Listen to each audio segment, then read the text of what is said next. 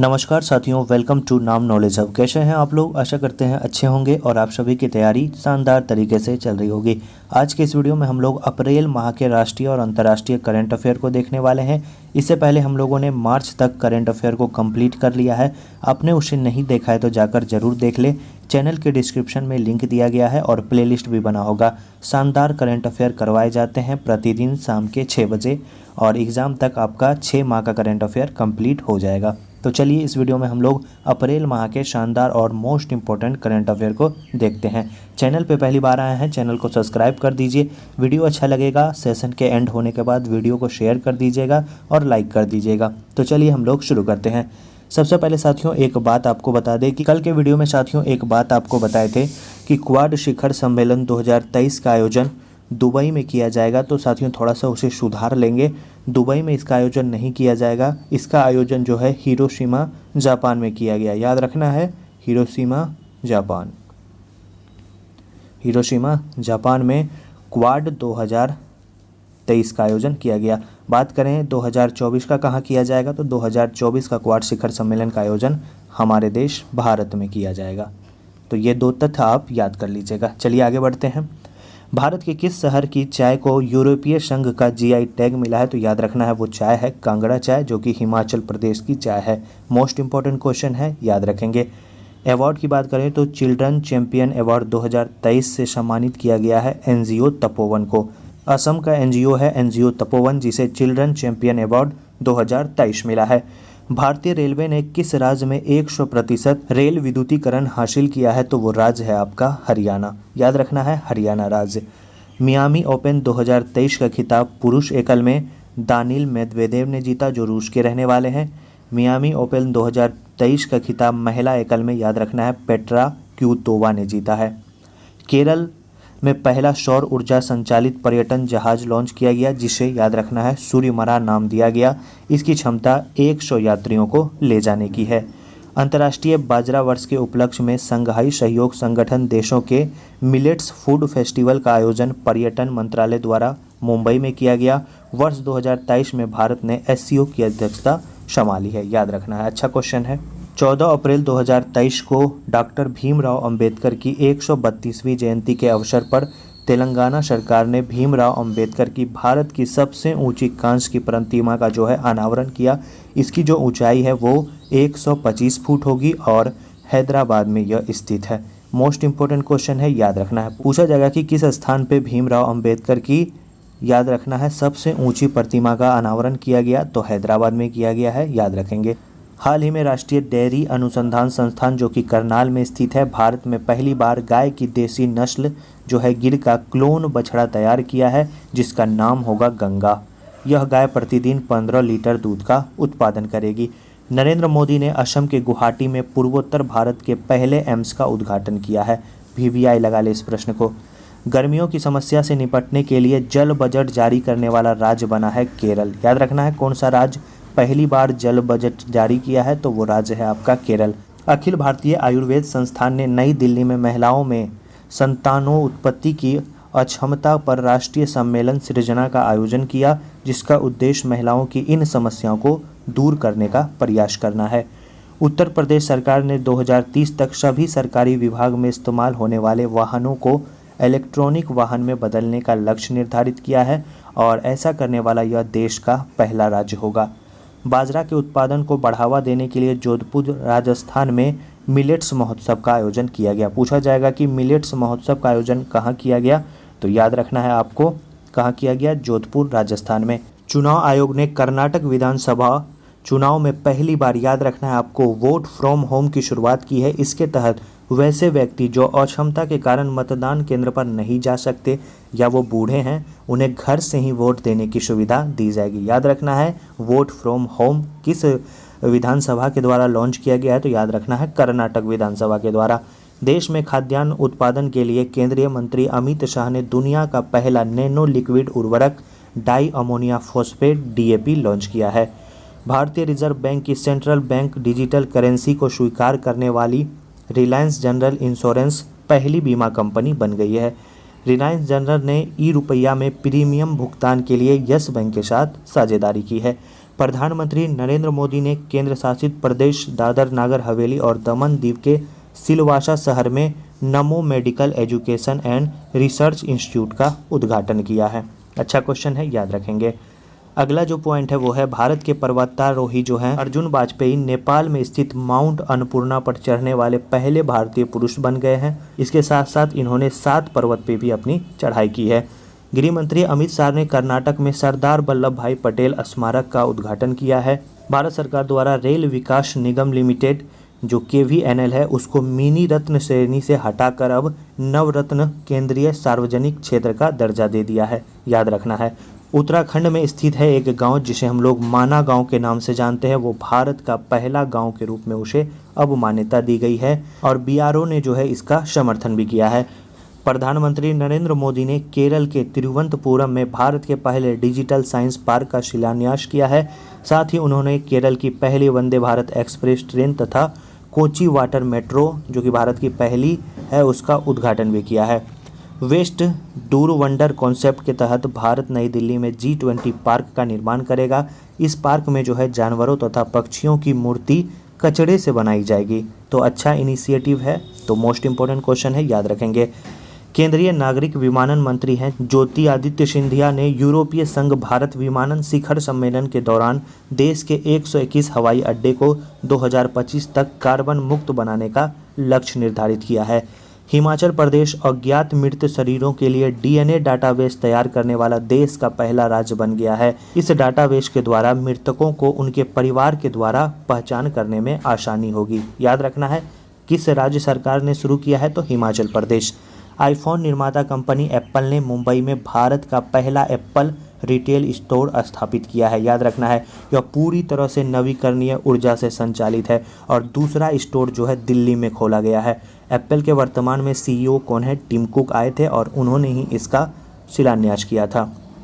भारत का पहला 3D printing डाकघर जो है वो आपका बेंगलुरु कर्नाटक में बनाया जा रहा है। भारत की अध्यक्षता में G20 कृषि मुख्य वैज्ञानिकों की 100वीं बैठक 17 से 19 अप्रैल को वाराणसी में आयोजित की गई। इस दौरान महर्षि पहल को अपनाने की बात की गई है जिसमें मिलेट और अन्य प्राचीन अनाजों पर अनुसंधान को बढ़ावा दिया जाएगा। साथियों, वीडियो अच्छा लग रहा है वीडियो को लाइक कर दीजिए। चैनल पर पहली बार आए हैं तो चैनल को सब्सक्राइब जरूर कर दीजिएगा। हाल ही में मध्य प्रदेश सरकार ने ट्रांसजेंडर को अन्य पिछड़ा वर्ग में शामिल करने का फैसला लिया है। इसके बाद जो है ट्रांसजेंडरों को राज्य सरकार की नौकरियों में आरक्षण का भी लाभ मिलेगा। किस में शामिल किया जाएगा? OBC में। भीमराव अंबेडकर की जयंती पर भारत सरकार ने देखो अपना देश पहल के तहत अंबेडकर सर्किट पर्यटन ट्रेन को लॉन्च किया है।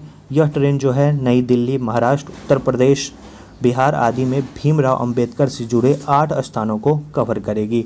एसोसिएशन फॉर डेमोक्रेटिक रिफॉर्म्स द्वारा जारी रिपोर्ट के अनुसार आंध्र प्रदेश के जो मुख्यमंत्री हैं जगन मोहन रेड्डी वो देश के सबसे अधिक संपत्ति वाले मुख्यमंत्री भी बन गए हैं।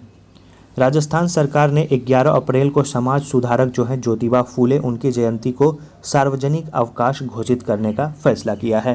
पूर्वोत्तर भारत का सबसे बड़ा बहुउद्देशीय इंडोर स्टेडियम मेघालय के शिलोंग में बनाया जा रहा है जिसका नाम जवाहर लाल नेहरू स्टेडियम रखा गया है और इस स्टेडियम में विभिन्न खेलों की सुविधाएं भी प्रदान की जाएगी। हाल ही में भारत को जनवरी 2024 से 4 वर्ष के कार्यकाल के लिए संयुक्त राष्ट्र के सांख्यिकी निकाय का सदस्य चुना गया है। यह अंतर्राष्ट्रीय सांख्यिकी गतिविधियों के लिए निर्णय लेने वाला निकाय है। केंद्रीय मंत्री अमित शाह ने अरुणाचल प्रदेश के किवयू गांव में, याद रखना है आपको, थाईबेट विलेज प्रोग्राम का शुभारंभ किया है। इसकी घोषणा बजट 2022-23 में की गई थी। इसका उद्देश्य है भारत के सीमावर्ती गांवों के लोगों के जीवन स्तर में सुधार करना। पर्यटन विभाग और कला संस्कृति विभाग द्वारा 15 से 16 अप्रैल को बिहार के गोपालगंज में थावे फेस्टिवल का आयोजन किया गया। इसका उद्देश्य थावे दुर्गा मंदिर के प्रति जो है पर्यटकों को आकर्षित करना है। उपराष्ट्रपति हैं द्रौपदी मुर्मू ने असम के काजीरंगा उद्यान में गज उत्सव 2023 का उद्घाटन किया। इसका उद्देश्य भारत के राष्ट्रीय विरासत पशु हाथी का संरक्षण करना है।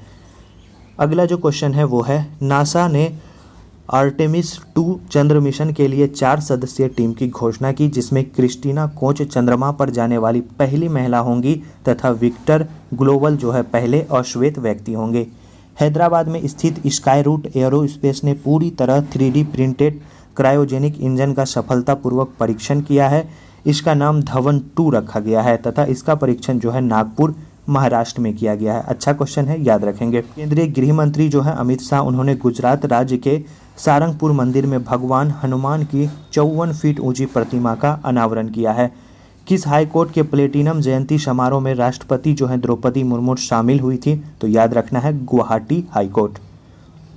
अगला जो क्वेश्चन है वो है मिस इंडिया 2023 का खिताब नंदनी गुप्ता ने जीता, जो कि राजस्थान की रहने वाली हैं। पानी की बर्बादी को रोकने के लिए वाटर बजट तैयार करने वाला राज्य केरल बना। Business leader of the decade का खिताब कुमार मंगलम बिरला को मिला। भारत की पहली अंडर वाटर मेट्रो ट्रेन जो है वो कोलकाता में चलाई जाएगी। अज्ञात शवों के लिए डीएनए डाटाबेस तैयार करने वाला राज्य आपका हिमाचल प्रदेश बना। आपको बताएं टाइम्स 100 प्रभावशाली व्यक्तियों में 4 भारतीय शामिल है, जिसमें शाहरुख खान, एस राजामौली, सलमान रश्दी और पद्मा लक्ष्मी। भारत की पहली सौर ऊर्जा संचालित पर्यटन नाव लॉन्च किया गया, किसके द्वारा? केरल राज्य के द्वारा इसे लॉन्च किया गया। तो राष्ट्रीय करंट अफेयर आपके कंप्लीट हो गए। अब हम लोग अंतर्राष्ट्रीय करंट अफेयर की ओर बढ़ते हैं। अभी तक वीडियो को लाइक नहीं किए हैं तो ज़रूर लाइक कर दीजिएगा। हाल ही में फिनलैंड जो है नाटो सैन्य गठबंधन में शामिल हो गया है।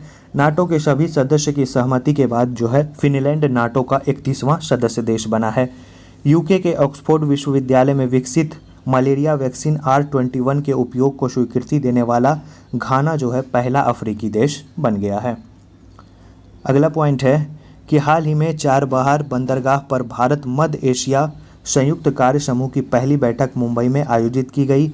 भारत एवं ईरान व्यापारिक संबंधों को बढ़ाने के लिए चारबाग बंदरगाह का विकास कर रहा है। हरून ग्लोबल यूनिकॉर्न इंडेक्स की बात करें तो पहले स्थान पे अमेरिका है, जहां पर 666 कंपनी जो है यूनिकॉर्न कंपनी है। दूसरे नंबर पे चीन है, जहां 316 है। भारत तीसरे नंबर पे है, जहां पे 68 यूनिकॉर्न कंपनियां हैं। और सबसे लास्ट स्थान यानी 29वें स्थान पे है डेनमार्क, जहां पर 2 यूनिकॉर्न कंपनियां हैं। अफ्रीकी देश जो है मोजाम्बिक में विदेश मंत्री एस जयशंकर ने भारत द्वारा निर्मित बूजी ब्रिज का उद्घाटन किया है। और विदेश मंत्री एस जयशंकर ने युगांडा यात्रा के दौरान वाराणसी की तुलसी घाट बहाली परियोजना की शुरुआत की। हाल ही में केन्या ने स्पेस एक्स के रॉकेट से कैलिफोर्निया में स्थित बेस से अपना पहला पृथ्वी अवलोकन उपग्रह टेफा-1, याद रखना है टाइफा-1 को अंतरिक्ष में लॉन्च किया है। 20 अप्रैल को भारत और थाईलैंड के बीच रक्षा वार्ता बैंकॉक में आयोजित किया गया। भारत की ओर से रक्षा मंत्रालय में विदेश सचिव जो हैं निवेदिता शुक्ला वर्मा ने इसमें भाग लिया है। हाल ही में जारी freedom in the world index 2023 के अनुसार तिब्बत जो है दुनिया का सबसे कम स्वतंत्र देश माना गया है। हाल ही में दुबई की एयरलाइंस अमीरात ने सारा नामक दुनिया के पहले रोबोटिक चेक इन सहायक को लॉन्च किया है। इसके तहत अब दुबई एयरपोर्ट पर चेक इन की प्रक्रिया रोबोट के माध्यम से की जाएगी। भारत यूके विज्ञान और नवाचार परिषद की बैठक के दौरान भारत और ब्रिटेन ने संयुक्त रूप से net zero innovation virtual centre स्थापित करने पर सहमति व्यक्त की है। इसके तहत नवीकरणीय ऊर्जा उपयोग तथा डीकार्बनाइजेशन की दिशा में कार्य किया जाएगा। हाल ही में जारी एक रिपोर्ट के अनुसार सीरिया दुनिया का सबसे बड़ा नार्को स्टेट बन गया है, अर्थात सीरिया अपनी अर्थव्यवस्था चलाने के लिए नशीली चीज़ों का अधिकतम निर्यात करता है। अच्छा क्वेश्चन है, याद रखना है। वर्ल्ड ऑफ स्टैटिस्टिक्स द्वारा जारी दुनिया के आपराधिक देशों की सूची में वेनेजुएला प्रथम स्थान पे है और भारत का स्थान इस सूची में 77वां है। हाल ही में विश्व स्वास्थ्य संगठन WHO ने 2 देशों तजाकिस्तान और अजरबैजान को मलेरिया मुक्त घोषित किया है। हाल ही में अमेरिकी देश जो है पेनिसिल्वेनिया ने भारतीय त्यौहार दिवाली को आधिकारिक राजकीय अवकाश के रूप में मान्यता दी है। कौन सा देश है? अमेरिकी देश। मोस्ट इंपॉर्टेंट है क्वेश्चन, याद रखेंगे। कौन सा देश है? पेनिसिल्वेनिया। अगला क्वेश्चन है कि एयरपोर्ट काउंसिलिंग इंटरनेशनल द्वारा जारी 2022 के दुनिया के सबसे व्यस्त हवाई अड्डे की सूची में अमेरिका का अटलांटा एयरपोर्ट शीर्ष पे रहा। वहीं भारत के इंदिरा गांधी इंटरनेशनल एयरपोर्ट को 9वां स्थान प्राप्त हुआ है। फ्रांस के राष्ट्रपति इमैनुअल मैक्रों ने फ्रांस में होने वाले, आपको याद रखना है, बास्टिल डे परेड के लिए भारतीय प्रधानमंत्री नरेंद्र मोदी को आमंत्रित किया है। अच्छा क्वेश्चन है, याद रखना है। अगला जो पॉइंट है वो है हाल ही में बहरीन ने देश में रोजगार सृजन और निवेश को आकर्षित करने के लिए गोल्डन लाइसेंस जारी किया है। यह लाइसेंस विभिन्न व्यवसायों और सेवाओं तथा लाभ प्रदान करेगा। भारत और नेपाल के बीच मिथिला संस्कृति को बढ़ावा देने के लिए नेपाल के मध्य प्रदेश के धनुषा जिले में जनकपुर धाम संस्कृति महोत्सव का आयोजन किया गया। भारत की मेज़बानी में 12 से 13 अप्रैल को शिक्षा मंत्रालय द्वारा एससीओ युवा लेखक सम्मेलन का आयोजन नई दिल्ली में किया गया। यह युवाओं को आधुनिक शिक्षा के अवसर प्रदान करेगा। नेक्स्ट है आईसीसी मेंस T20 क्रिकेट में एम्पायर करने वाली जो है पहली महिला बनी किम कार्ल्टन। मेलकम आदिशेषिया पुरस्कार 2023 किसे मिला? तो राज पटनायक को मिला। राष्ट्रीय और अंतर्राष्ट्रीय करंट अफेयर अप्रैल माह के हम लोगों ने देखा। इस वीडियो को आप दोस्तों और ग्रुप में ज़रूर शेयर कर दीजिएगा, वीडियो को लाइक कर दीजिएगा और 2 बार इस वीडियो को कम से कम देख लीजिएगा। सारे डाउट आपके क्लियर हो जाएंगे। अगर प्रश्न पूछा जाएगा तो आसानी से उसका उत्तर आप दे पाएंगे। तो चलिए साथियों, मिलते हैं ऐसे ही शानदार वीडियो के साथ नेक्स्ट वीडियो में, और कल के वीडियो में हम लोग मई माह के करंट अफेयर को कंप्लीट करेंगे। धन्यवाद साथियों।